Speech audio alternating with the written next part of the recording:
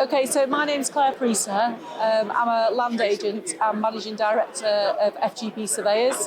We're based in Knutsford in Cheshire, and we're also based in Edinburgh in Scotland. And we're in charge of site finding for solar, battery, wind, securing land agreements and making sure the projects happen. Well, every day is really, really different, but a typical day would be is that we have already done all the site finding, we've put all the land designations on the maps, we know which landowners we're going to target, and then we go door knocking on the ground, cold calling, no one knows we're going there. So you've got to have a lot of experienced people that are used to going on farms, because farms are quite a dangerous place if you don't know basically a farm. And then we door knock, we build up a relationship with the landowners, and then for developers we put land agreements in place, and then to make the project happen and build. But because we're very experienced in what we do, we understand soils, land drainage, agricultural land classifications, and how it'll all fit in with the farm and how it'll work to persuade landowners really to put agreements in place.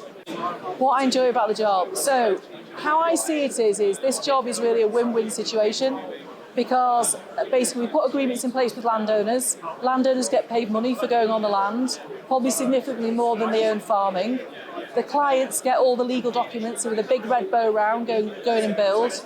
And also we're able to earn fees from it as well and bring also projects to the local communities. So, and we're outdoors, that's the other thing, is we take on a lot of apprentices as well, and a lot of the reason why apprentices are really interested in the job is because half the job is outdoors and half the job is in the office. So it means that you're outdoors a lot of the time, and all our staff who are from farming backgrounds, they really love being outdoors. Okay, so I'm from a farming background, farmer's daughter, and I went to agricultural college. So you can go to Harper Adams or the Royal Agricultural College in Cirencester, and you do a 4-year degree, and then you do 2 years at the end to become a chartered surveyor. But why my parents were really keen about me doing it is because you become a rural practice chartered surveyor, and it's part of the Royal Institution of Chartered Surveyors. And once you become a chartered surveyor, you can travel all around the world.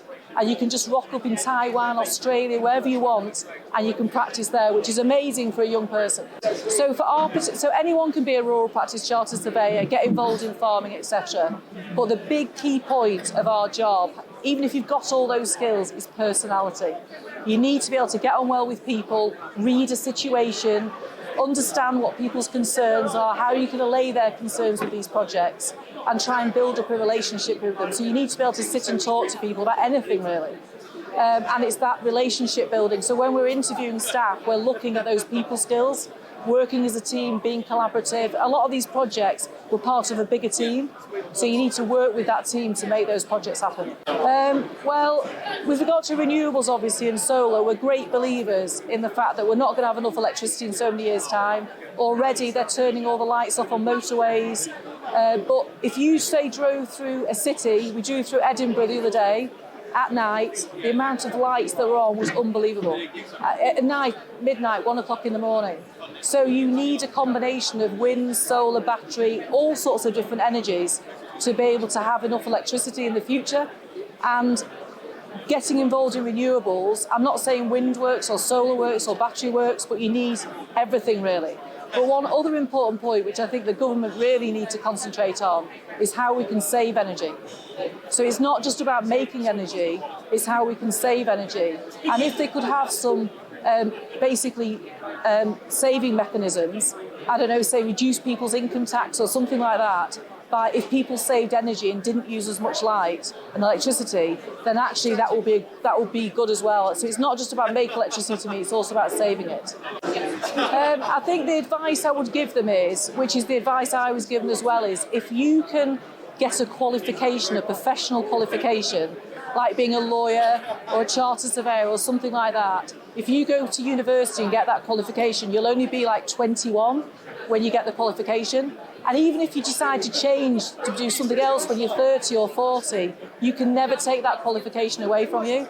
And I think having a professional qualification that you can travel all around the world with is just amazing for a young person.